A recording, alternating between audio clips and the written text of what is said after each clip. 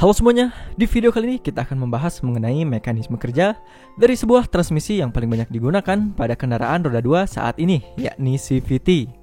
Yang tentunya kalian gak akan asing lagi dengan transmisi ini karena kepraktisannya yang sangat dicintai oleh banyak orang. Yang pastinya pembahasan ini tuh bakalan menarik, terutama untuk kalian yang belum tahu bagaimana CVT ini bisa bekerja. So, tanpa berlama-lama, langsung aja ini dia pembahasannya. Oke, seperti biasa sebelum kita mulai pembahasannya, kita mau ucapin terima kasih terlebih dahulu ke Megacools, yakni sebuah perusahaan anak bangsa dengan produk-produk berkualitasnya yang udah mau mensupport kita di banyak sekali video. So, untuk kalian yang penasaran dengan produk-produk dari Megacools ini, langsung aja datengin landing page-nya di www.megacools.com.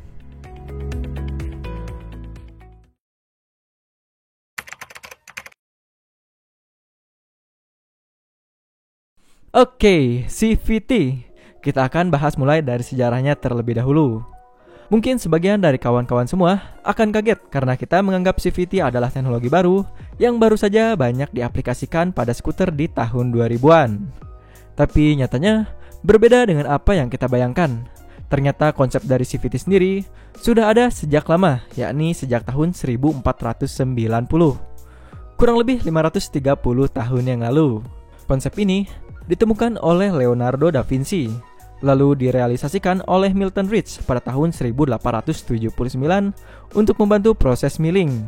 Sebelum akhirnya Milton mengaplikasikan CVT ini pada mobil pribadinya sendiri, tepatnya pada tahun 1896 sebagai mobil pertama yang menggunakan transmisi CVT. Lalu pada tahun 1910, CVT mulai diaplikasikan pada motor yang dikembangkan oleh perusahaan Zenith Motorcycle. Dan karena kepopularitasannya yang kian berkembang, transmisi ini pun mulai diaplikasikan juga di cycle cars. Yap, sebuah sepeda dengan bentuk mobil. Lalu mulai diaplikasikan juga pada traktor dan kendaraan-kendaraan lainnya di sekitar tahun 1960-an.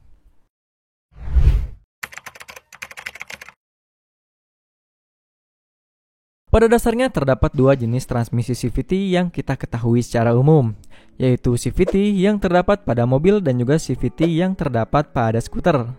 Tapi walaupun secara garis besar, kedua tipe transmisi ini memiliki prinsip kerja yang sama, CVT yang terdapat pada mobil dan motor itu memiliki beberapa perbedaan. Jadi agar lebih jelas, kita akan pisahkan pembahasan mengenai dua jenis CVT ini. Dan CVT yang akan kita bahas di video kali ini adalah CVT untuk skuter. Berhubungan mayoritas masyarakat Indonesia juga banyak yang sudah menggunakan skuter matic bertransmisi CVT. CVT juga memiliki tujuan yang sama, yakni untuk menyalurkan energi yang terjadi pada bagian combustion chamber dan disalurkan hingga ke bagian roda kendaraan melalui transmisi yang digunakan pada kendaraan tersebut.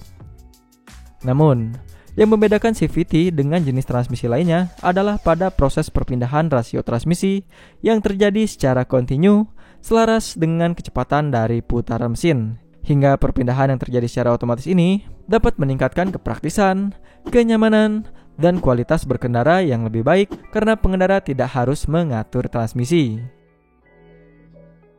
Terdapat tiga komponen utama yang memegang peranan penting pada CVT.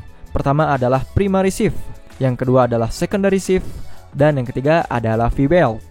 Prinsip kerja dari transmisi ini dimulai dari energi berupa torsi yang dihasilkan pada bagian combustion chamber yang nantinya akan memutar crankshaft. Lalu, energi berupa putaran dari crankshaft inilah yang nantinya disalurkan ke bagian primary shift, di mana seperti yang bisa kita lihat bahwa primary shift ini juga terhubung dengan kelompok puli belakangnya atau yang biasa kita sebut juga sebagai secondary shift melalui sabuk CVT berbahan karet yang dikenal juga dengan sebutan V-belt.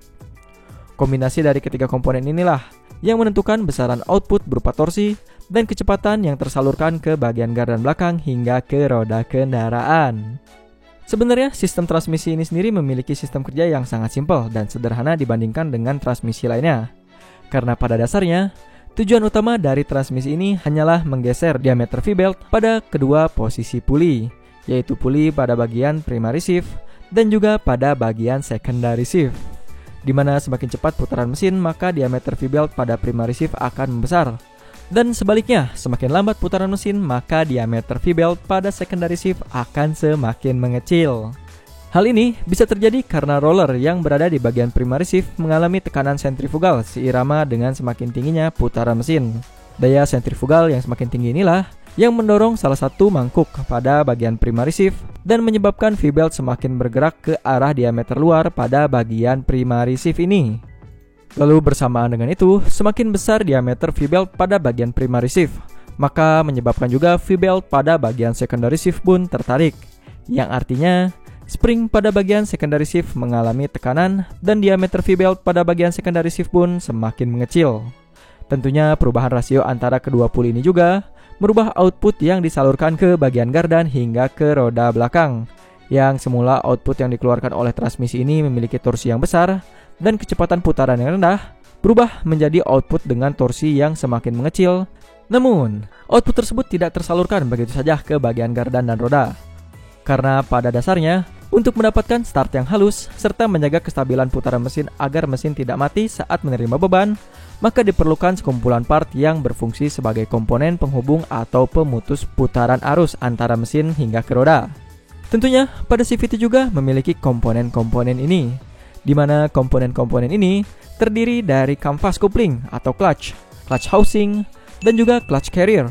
Nah, untuk mekanisme kerja dari perangkat clutch ini adalah pada saat CVT berada di posisi stasioner atau idle, clutch akan tertahan oleh spring atau pegas yang saling menghubungkan clutch antara satu dengan yang lainnya, menyebabkan clutch housing bebas dari gesekan, yang artinya tidak ada putaran yang bisa disalurkan ke bagian gardan dan roda.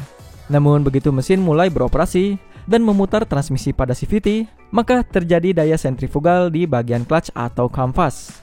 Semakin cepat putaran yang diberikan pada clutch, maka daya sentrifugal akan semakin besar seiring dengan meningkatnya putaran mesin. Dan ketika daya sentrifugal sudah lebih besar dibandingkan daya tarik pada pegas, maka clutch akan bergerak ke arah diameter luar hingga menyentuh dan mencengkram bagian clutch housing. Lalu selanjutnya output dari mesin pun bisa diteruskan ke gardan hingga ke bagian roda. Semakin cepat putaran mesin, maka semakin kuat pula genggaman clutch terhadap housingnya. Next, saat mesin mulai mengurangi kecepatan, maka tekanan yang diberikan oleh daya sentrifugal terhadap roller akan semakin melemah, dan spring yang berada di bagian secondary shift akan mendorong dan menyesuaikan posisi diameter V-belt di kedua puli. Semakin lambat dan semakin lemah putaran mesin, maka semakin lemah daya sentrifugalnya. Artinya ketika daya sentrifugal lebih lemah dibandingkan daya dorong yang dimiliki oleh spring, maka akan menggeser posisi V-belt kembali ke posisi awal. Sama halnya pada bagian clutch. Ketika daya sentrifugal pada clutch lebih lemah dibandingkan daya balik atau daya tarik pada bagian spring, maka clutch akan kembali ke posisi semula dan putaran yang diterima oleh clutch housing akan terputus.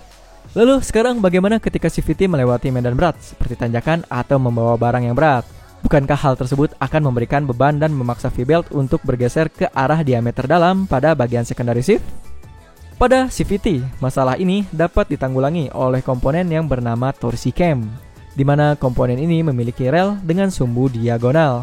Rel inilah yang nantinya berfungsi untuk menanggulangi beban berat yang datang dari arah roda, di mana saat kendaraan melewati medan berat seperti tanjakan, maka torsi cam akan mendorong secondary shift mendekati fixed shift-nya. Tujuannya agar rasio V-belt pada secondary shift dan juga primary shift tetap berada di posisi yang paling ideal untuk menghasilkan output torsi yang tetap maksimal. Dan pada saat beban pada roda berkurang, maka torsi cam akan memberikan tekanan pada spring untuk mengurangi diameter pada secondary shift dengan tujuan mengurangi torsi dan meningkatkan kecepatan putaran output yang akan disalurkan dari mesin hingga ke roda. Oke, itu ya mekanisme kerja dari CVT. Sekarang kita akan membahas keunggulan dan keterbatasan dari transmisi CVT ini. Kita mulai bahas saja dari kelebihannya terlebih dahulu. Untuk kelebihan yang pertama dari transmisi CVT ini adalah perubahan rasio V-belt yang halus. Karena pada transmisi jenis ini, putaran rasionya seirama dengan putaran mesin atau perpindahan rasionya bisa terjadi secara seamless. Kelebihan yang kedua adalah memberikan kesan fun to drive. Karena sebagai rider, kita tidak perlu melakukan yang namanya gear shifting. Lanjut, kelebihan yang ketiga adalah akselerasi yang lebih cepat dibandingkan transmisi yang lainnya. Kenapa bisa seperti itu? Karena seperti yang kita bilang tadi, pada transmisi ini tidak diperlukan yang namanya gear shifting. di mana proses gear shifting biasanya dapat memberikan jeda saat melakukan proses kopling dan perpindahan gigi yang dapat mengurangi akselerasi pada kendaraan. Lanjut yang keempat, karena perkembangannya yang terus dilakukan. Untuk konsumsi BBM yang diberikan oleh CVT saat ini jauh lebih efisien dibandingkan saat awal rilis di pasaran. Dikarenakan CVT saat ini memiliki ketepatan antara rasio puli terhadap torsi pada RPM tertentu yang semakin tepat dan semakin seimbang. Lalu yang kelima, yang terakhir, saat ini transmisi CVT sudah bisa menyalurkan output daya dari mesin hingga ke roda dengan tingkat efisiensi yang tinggi, yakni ada di kisaran 88%, yang artinya kendaraan dengan transmisi matic saat ini cenderung terasa lebih bertenaga saat digunakan. Oke, itu dia keunggulan dari CVT. Sekarang mari kita bahas mengenai keterbatasan atau kekurangan dari CVT pada skuter. Kekurangan yang pertama adalah dibutuhkan RPM yang lebih tinggi pada saat start kendaraan dibandingkan dengan transmisi lainnya, karena untuk dapat menghubungkan clutch dibutuhkan daya sentrifugal yang cukup. Lalu kekurangan yang kedua, CVT yang digunakan pada motor tidak cocok dipasangkan di kendaraan yang memiliki torsi yang tinggi, karena masih menggunakan V-belt berbahan rubber. Lalu kekurangan yang ketiga adalah biaya maintenance yang sedikit lebih tinggi dibandingkan dengan transmisi manual. Hal ini disebabkan dari gesekan yang cukup besar antara puli dan V-belt, yang membuat ketiga komponen ini cenderung lebih cepat aus. Lalu kekurangan yang terakhir yang keempat adalah rasio puli yang tidak bisa diatur sesuai kebutuhan, mengakibatkan transmisi ini kurang nyaman untuk digunakan di medan-medan yang berat seperti pegunungan. Oke, itu tadi adalah sejarah, mekanisme kerja, keunggulan serta keterbatasan dari CVT. Sekarang bagaimana dengan tips dan cara perawatannya? Mengingat bahwa CVT membutuhkan perawatan yang lebih jika dibandingkan dengan transmisi manual untuk menjaga performanya tetap maksimal. Nah, untuk menjaga transmisi CVT pada skuter ini sebenarnya nggak terlalu susah kok. Asalkan kalian benar-benar perhatiin poin-poin yang akan kita sebutkan ini. Yang pertama tentunya hindari overloading. Hindari membebani skuter dengan beban yang terlalu berat. Overloading dapat menyebabkan tekanan berlebih pada transmisi yang dapat mempercepat keausan dan kerusakan. Yang kedua, operasikan kendaraan dengan lembut. Hindarilah akselerasi dan pengereman yang kasar. Gunakan throttle dan rem secara perlahan dan bertahap untuk mengurangi tekanan pada transmisi. Dan yang ketiga, perhatikan tanda-tanda masalah, terutama masalah-masalah pelumasan mangkok CVT atau primary dan juga secondary shift. Pastikan area ini selalu terlumasi dengan grease, karena grease yang kering dapat menyebabkan pergerakan CVT menjadi kaku atau seret dan juga berisik. Nah, untuk masalah ini biasanya sih kita serahkan ke CVT Grease dari Megacoolz. Produk yang benar-benar sudah teruji kualitasnya karena memiliki spesifikasi yang memadai untuk melumasi poin-poin atau bagian penting pada sistem CVT kamu. Tentunya kita di sini bilang poin-poin penting bukan tanpa alasan ya. Karena pengaplikasian CVT Grease yang salah malah bisa menyebabkan transmisi bermasalah loh. Dan biar lebih mudah dipahami, langsung aja kita jelasin dan praktekkan secara detail cara pengaplikasiannya.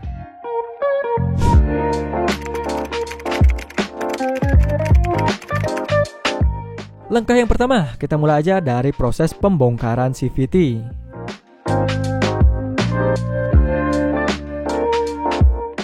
Oke, setelah semua part yang perlu dilumasi telah terlepas, selanjutnya kita harus memastikan kalau part-part CVT ini benar-benar bersih dari debu dan kotoran lainnya. Untuk proses pembersihan, kita di sini pakai brake part cleaner dari Megacoolz juga. Kita pilih karena produk ini tuh punya daya bersih yang kuat dan aman untuk kampas kupling atau clutch pad, yang pastinya aman banget untuk transmisi skuter kamu. Setelah kamu rasa udah cukup bersih, baru di sini kita bisa memulai proses pelumasan. Titik yang pertama adalah celah got. Celah got merupakan bagian penting yang perlu dilumasi oleh CVT Grease. Karena efek samping dari grease yang sudah kering dapat menyebabkan primary shift macet dan membuat transmisi CVT menjadi berisik. Lalu selain pada bagian celah got, pengaplikasian grease atau pelumas pada celah rumah roller juga sangat diperlukan. Lanjut ke titik yang ketiga adalah pengaplikasian pelumas atau grease pada bagian bushing. Tapi perlu diperhatikan juga, saat kalian mengaplikasikan pelumas, selalu pastikan bahwa bagian primary shift dan secondary shift yang bersentuhan langsung dengan V-belt tidak terkena pelumas, karena dampaknya bisa membuat kendaraan sulit untuk berakselerasi. Dan tentunya kita juga punya alasan lain kenapa kita lebih merekomendasikan CVT Grease dari Megacoolz ketimbang CVT yang lain yang belum tentu terjamin kualitasnya. Alasan itu bukan lain karena banyak loh CVT Grease yang beredar di pasaran tidak memiliki standarisasi dan spesifikasi yang memadai untuk menanggulangi beban kerja dari CVT. Nah, apa aja sih kriteria grease untuk CVT yang sebenarnya dianggap memadai? Yang pertama, tentunya produk grease tersebut harus tahan terhadap suhu panas saat transmisi bekerja pada performa maksimalnya. Dan tentunya CVT grease dari Megacoolz ini sudah memiliki formulasi high temp lithium yang dapat bekerja pada suhu transmisi skuter matic dan dapat mempertahankan tekstur kekentalan serta daya pelumasannya. Lalu syarat yang kedua, grease juga harus tahan terhadap tekanan, baik dari sisi bobot kendaraan dan juga beban kerja dari transmisi CVT yang berat. Jadi kalau mau digambarkan kurang lebih seperti ini nih.